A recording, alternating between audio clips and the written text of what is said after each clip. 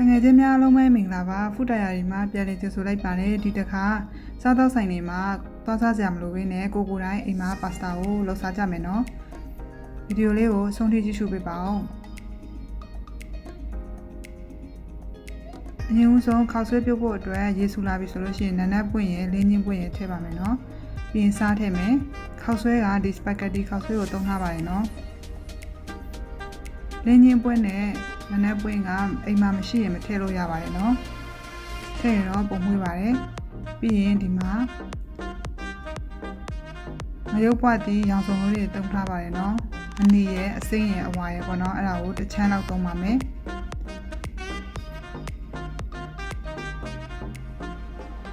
ပြီးရင်အစစ်ထုတ်ထားပြီးတော့အစစ်လေးတွေဖေထားပြီးတော့ရေဆေးထားပြီးလို့ရှိရင်လှိဖြတ်ပါမယ်နော်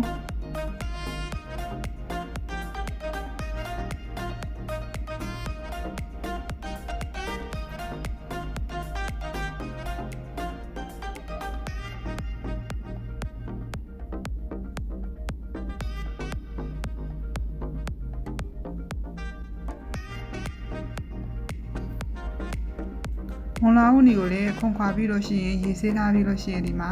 လှိဖြတ်ပါမယ်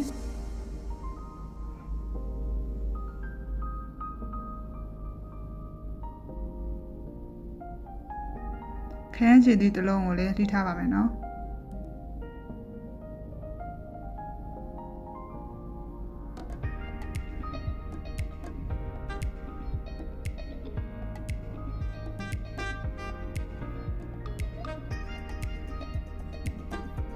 ပြီးရင် sauce လုပ်ဖို့အတွက်ရေနည်းနည်းထည့်ပါမယ်ညံပြားရေအနောက်ပေါ့နော် soy sauce ထမင်းစားဆုံး3ဆုံးထည့်ပါရနော်ပြီးရင်ဒါကဂျုံမုံပေါ့နော်ဂျုံမုံကထမင်းစားဆုံး2ဆုံးထည့်တယ်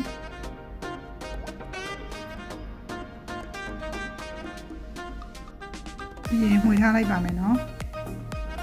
မုံလေးတွေကျော်သွားတဲ့အထိမှွေထားလိုက်မယ်ဒီမှာဒါကြတော့အသားပေါ့နော်စိတ်သားသုံးထားပါတယ်ကိုကြိုက်တဲ့အသားကိုသုံးနိုင်ပါတယ်နော်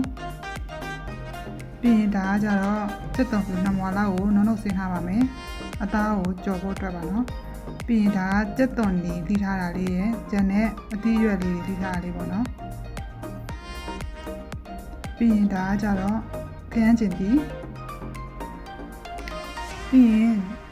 အသားကိုကြော်မယ်ပေါ့နော်အသားကြော်တဲ့ခါကျလို့ရှိရင်စီနည်းနည်းလေးသုံးပါမယ်နော်ပြီးရင်အသားလေးတွေကိုထည့်ပြီးတော့လှိမ့်ပါမယ်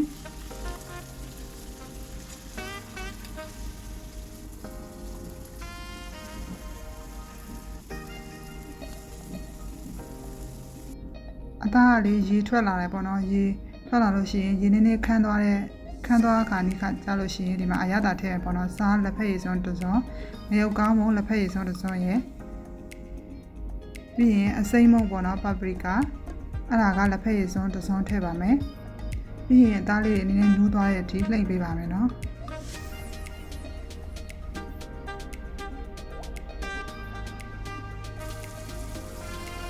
ဒါကြတော့ကြက်တုံဖြူနှုတ်စင်းထားတာလေးထည့်မယ်ပြီးရင်အသားလေးတွေကတင်းတင်းရင်းလေးဖြစ်သွားတဲ့အချိန်ထိသူ့ကိုနည်းနည်းကြော်ပေးပါမယ်နော်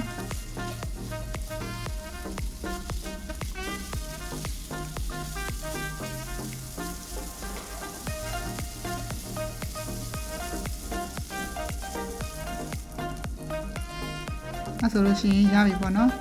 ပြီးရင်ဒီမှာအသီးရွက်လေးတစ်ခါကြော်မယ်အဲ့ဒါကြတော့စီနည်းနည်းထည့်ပါမယ်နော်ပြီးရင်ကြက်သွန်နီတို့အခြားအသီးရွက်လေးတွေကထည့်ပြီးတော့ကြော်ပါမယ်နော်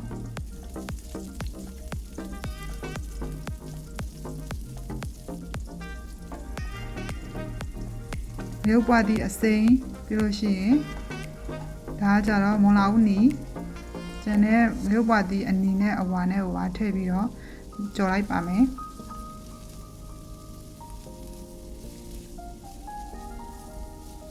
စီနဲ့နည်းလှိမ့်တဲ့သဘောပါเนาะအရင်ကြီးနူးစရာတော့မလိုဘူးပြီးလို့ရှိရင်ဒါကကြတော့ခရမ်းချင်တီထည့်မယ်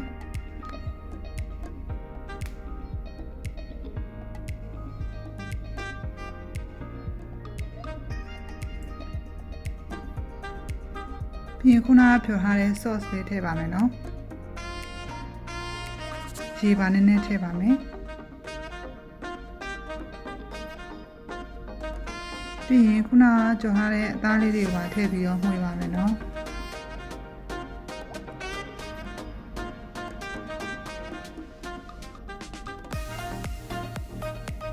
ဒီနည်းနည်းထည့်ပါမယ်ပြီးလို့ရှိရင်နည်းနည်းနွမ်းသွားအောင်လို့အဖုံးလေးအုပ်ပြီးတော့ခဏတင်ထားလိုက်ပါမယ်နော်စူလာပြီဆိုတာနဲ့ဖွင့်ပြီးလို့ရှိရင်ကြည့်ပါနော်ဖွင့်ပြီးလို့ရှိရင်ရေကနည်းနည်းခမ်းဖို့လိုသေးတယ်ဆိုတော့နည်းနည်းလေးရေနည်းနည်းခမ်းအောင်လုပ်ပြီးလို့ရှိရင်တော့ရပြီနော်ရတာလေးကိုမြင်ကြည့်ပါတကယ်စားကောင်းပါလေနော်ဒီမှာရေကလည်းနည်းနည်းခမ်းလာပြီဆိုလို့ရှိရင်တော့ရပြီနော်အဲ့ကြောကြတော့နောက်နေ့စားဖို့အတွက် lunch box အတွက်ပါထည့်ထားလိုက်တာပေါ့နော် lunch box အတွက်ကြတော့တက်တက်ထည့်ရတာဆိုတော့လေခွဲထားလိုက်တယ်ပြီးလို့ရှိရင်ဒီမှာခုစားဖို့အတွက်ကြတော့ခောက်ဆွဲကိုထည့်ပြီးတော့တခြားလေးမှုလိုက်ပါမယ်အိမ်မှာမိသားစုတွေများများစားမယ်ဆိုလို့ရှိရင်တော့အဲ့ဒီတစ်ခုလုံးမှာအကုန်လုံးထည့်ပြီးတော့ခောက်ဆွဲလေးပါတစ်ခါလေးထည့်ပြီးတော့မှုပြီးတော့ပကံထဲမှာထည့်ပြီးတော့စားသုံးနိုင်ပါပြီနော်ဆုံးထိကျေးဇူးပေးရတဲ့အတွက်ကျေးဇူးတင်ပါတယ်ဘိုင်ဘိုင်